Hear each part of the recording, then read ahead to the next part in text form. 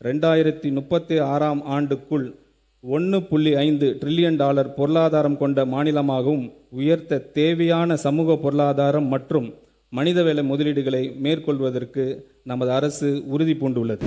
நமது அரசு பொறுப்பேற்ற நாள் முதல் இந்த குறுகிய காலத்திலேயே மாண்புமிகு முதலமைச்சர் அவர்களின் தலைமையில் பல துறைகளில் கணிசமான முன்னேற்றங்களும் மக்களின் நம்பிக்கையும் பிரதிபலிக்கும் பல முயற்சிகளும் நடைபெற்று வருகின்றன.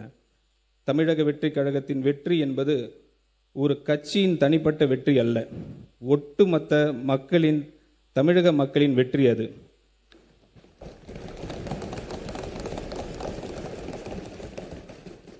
மக்களுக்கான பல நல திட்டங்களை செயல்படுத்தும் நோக்கத்தில் நமது அரசு அறம், பொருள் மற்றும் இன்பத்தை நோக்கமாக வைத்து 10 தூண்களை கொண்ட வெற்றி தமிழகம் தொலைநோக்கு திட்டங்கள் ஆவணத்தின் வெளியிட்டு உள்ளது.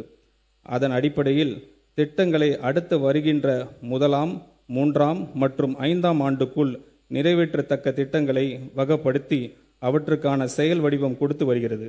தேசிய அளவில் பல சமூக பொருளாதார குறியீடுகளை முன்னணியில் விளங்கும் மாநிலமாக தமிழ்நாடு பல ஆண்டுகளாக இருந்து வரும் நிலையில் தமிழ்நாட்டை வறுமை இல்லாத அனைவருக்கும் சம வாய்ப்பினை வழங்கி அதன் மூலம் சமூக நீதியினை நிலைநாட்டும் மாநிலமாகவும் 2036ஆம் ஆண்டுக்குள் $1.5 டிரில்லியன் பொருளாதாரம் கொண்ட மாநிலமாகவும் உயர்த்த தேவையான சமூக பொருளாதாரம் மற்றும் மனிதவள முதலீடுகளை மேற்கொள்வதற்கு நமது அரசு உறுதி பூண்டுள்ளது. இந்த தொலைநோக்க பார்வை முன்னெடுத்து செல்லும் வகையில் அரசு வெற்றி தமிழகம் தொலைநோக்கு திட்டங்கள் கொள்கையை ஆவணத்தில் இடம்பெற்றுள்ள திட்டங்களை நடைமுறைப்படுத்தும். இதில் பெண்களுக்கு அதிகாரம் அளித்தல், நிர்வாகத்தை மேம்படுத்தல், அனைவருக்கும் வீடு, பாதுகாப்பான குடிநீர் வழங்குதல், வாழ்வாதார வாய்ப்புகளை உருவாக்குதல், சமூக நீதியை காத்தல், பசுமை பரப்பினை உயர்த்துதல் உள்ளிட்ட பல்வேறு துறை சார்ந்த முன் உரிமைகளை பட்டியலிடப்பட்டுள்ளன. இந்த அரசின் முதல் நிதிநிலை அறிக்கை உண்மையான தொலைநோக்கு திட்டங்களை அடைவதற்கான பாதையை வழிவகுத்து காட்டும்.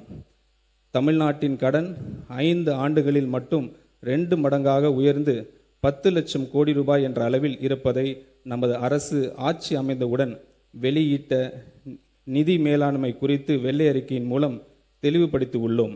மேலும் மாநில மொத்த உள்நாட்டு உற்பத்தி மதிப்பில் சொந்த வரி வருவாயின் விகிதம், வருவாய் பற்றாக்குறை, நிதி பற்றாக்குறை என பல்வேறு நிதிநிலை குறியீடுகளில் தமிழ்நாடு மற்ற இணை மாநிலங்களுடன் ஒப்பிடுகையில் பின்தங்கிய நிலையே உள்ளது.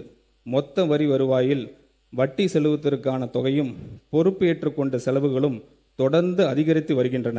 இதன் காரணமாக புதிய திட்டங்கள் செயல்படுத்துவதற்கு கிடைக்கும் நிதி ஆதாரம் என்பது குறைவாகவே உள்ளது.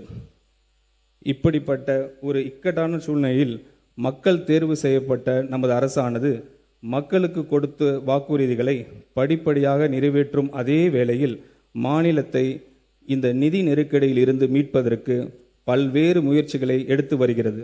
முதலாவதாக பொது டெண்டர்களில் கான்ட்ராக்டரிடம் கேட்கப்படும் தேவையற்ற சான்றிதழ்கள் மேண்டேட்டரி சப்மிஷன் அந்த டெண்டர்கள் போட்டி இல்லாதவாறு மாற்றியுள்ளன.